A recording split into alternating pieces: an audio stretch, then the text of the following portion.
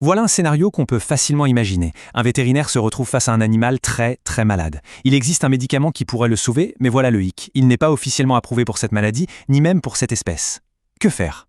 C'est une situation bien plus courante qu'on ne pourrait le croire.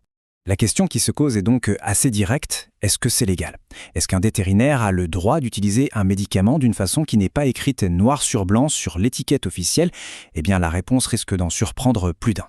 Bon, pour bien comprendre, on va plonger dans un exemple très concret qui nous vient du monde des chevaux.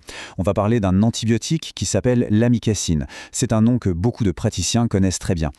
Et c'est là que ça devient étonnant. Aux États-Unis et au Canada, cet antibiotique, pourtant très puissant, n'est officiellement approuvé que pour une seule et unique chose. Une utilisation intra-utérine chez les juments pour traiter certains types d'infections. C'est tout, rien d'autre. Mais ce qui est vraiment fascinant, c'est de mettre en parallèle l'approbation officielle et ce qui se passe sur le terrain. D'un côté, on a cet usage unique, très spécifique, et de l'autre, la réalité. Les vétérinaires s'en servent dans des situations critiques pour sauver des poulains qui ont une septicémie ou pour soigner des infections articulaires vraiment graves.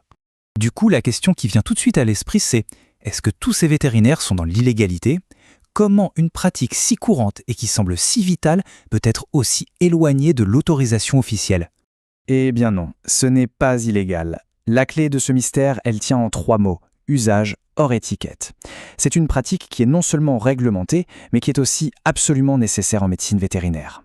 Le terme officiel, c'est ELDU, pour Extra Label Drug Use. C'est une pratique tout à fait légale, encadrée aux États-Unis par une loi qui date de 1994, l'AMDUCA. En gros, cette loi autorise les vétérinaires, mais sous des conditions très strictes, à utiliser un médicament différemment de ce qui est indiqué sur la notice.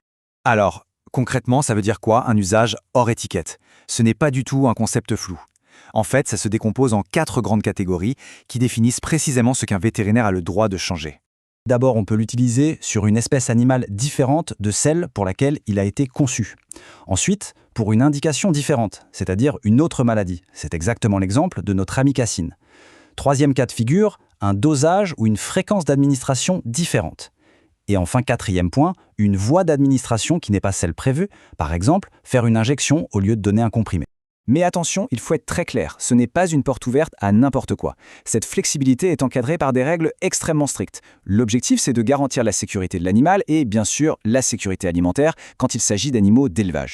Pour pouvoir faire un usage hors étiquette, il y a 4 conditions absolument essentielles à respecter.